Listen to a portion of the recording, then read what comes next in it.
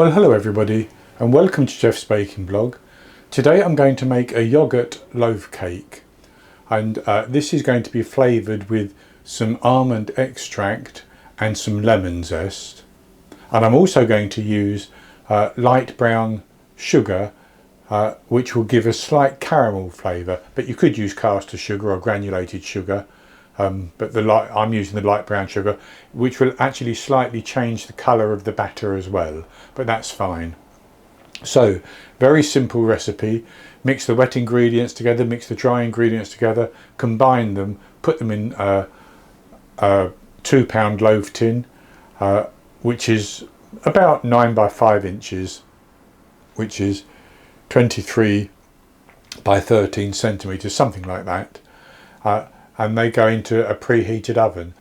So I had my oven preheating at 180 degrees Celsius, 160 Celsius with a fan, 350 Fahrenheit, and I've greased and lined my loaf pan.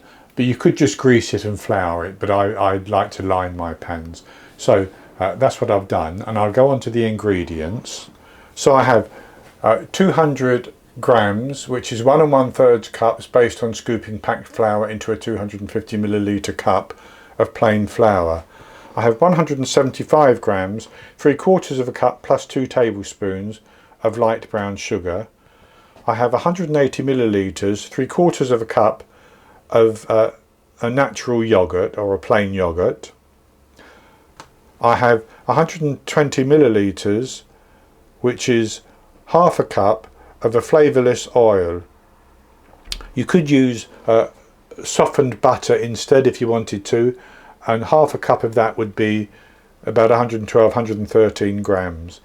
I have 2 medium eggs, which would be large in the USA, the zest from 1 lemon, half a teaspoon, 2 grams of baking soda, 1 teaspoon, 4 grams of baking powder, a pinch of salt, and 5 milliliters, 1 teaspoon of almond extract.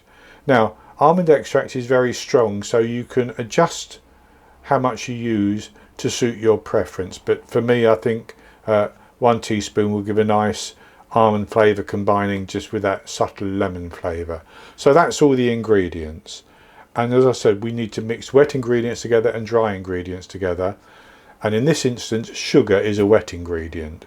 So I'll do the dry first. And I'll do that in a large bowl. So I'll put the flour into the bowl and then add in the salt, the baking powder and the baking soda.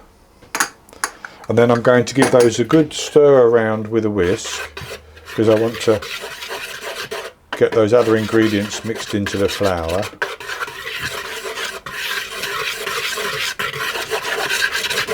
And I'll just set that to one side. And then I'll take another bowl and I'm going to put my sugar in to start with. And I'm just going to break that up.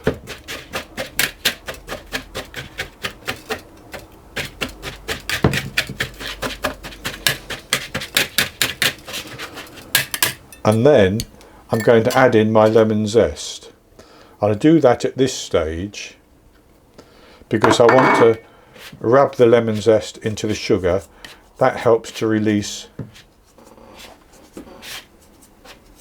the oils from the lemon zest. That's going to impart more flavour that way.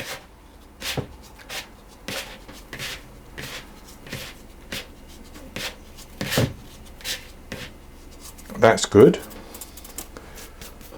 And so I can then put in my oil,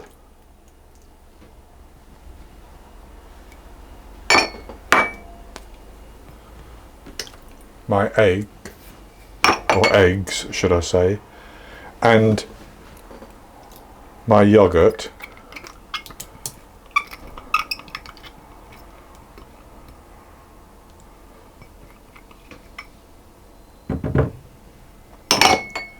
And I'm going to whisk those to combine them.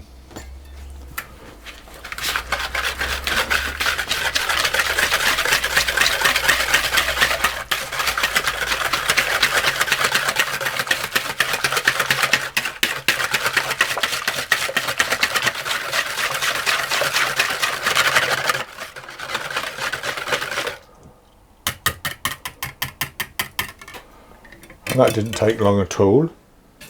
So then I'm going to pour that into the dry ingredients.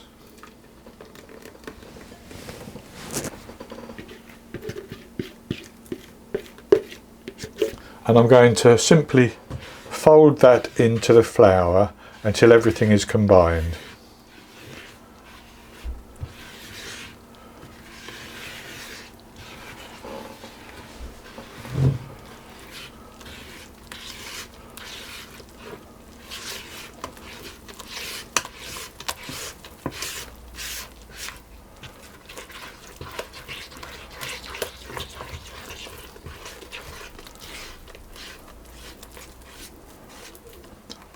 And because it was invisible, I missed my almond extract, so I'm going to put that in and mix that through as well.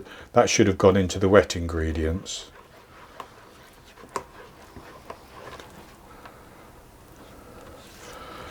And I'm just mixing this gently until I don't see any more lumps of flour. And that's mixed quite well, so I'm going to put that into my prepared pan.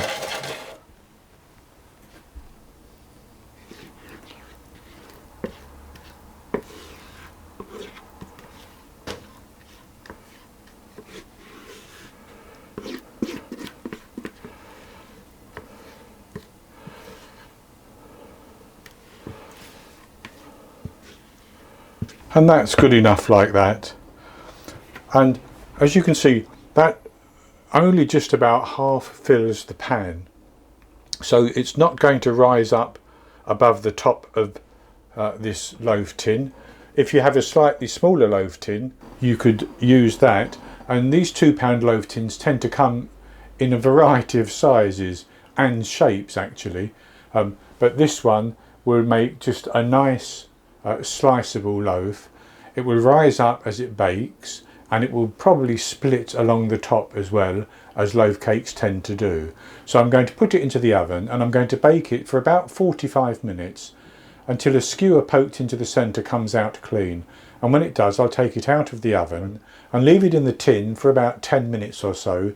Then I'll take it out of the tin and put it onto a wire rack to cool completely. And once it has cooled, I'll come back and we'll have a taste of it. I baked my cake for 45 minutes and then I tested it with a skewer and it came out clean. So I took it out of the oven and left it for 10 minutes. Then I took it out of the tin and cooled it on a wire rack. So I've now sliced some and I put it onto a board, and this is what it looks like. So it rose quite nicely and it did split along the top as I said it would. I'll have a taste of it.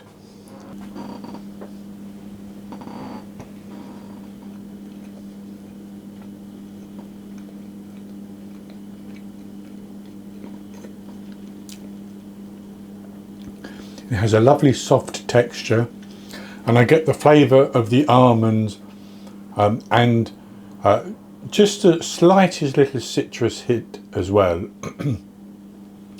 And the sugar, the brown sugar, has obviously coloured the batter, but it's also given just the slightest of caramel hints as well.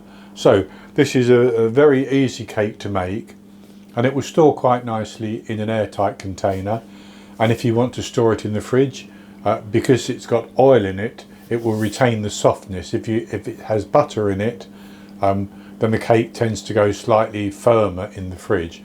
But a very easy cake to make and very, very tasty. So that's going to be it for this recipe, and I hope you've enjoyed it. And if you have, please give me the thumbs up below and click to subscribe to my YouTube channel. In the top right hand corner of the screen there will be an eye that you can click on, and that will take you to a link for the recipe, and I'll put a link below the video as well, and I'll be back with another recipe in the very near future. So until then, happy baking.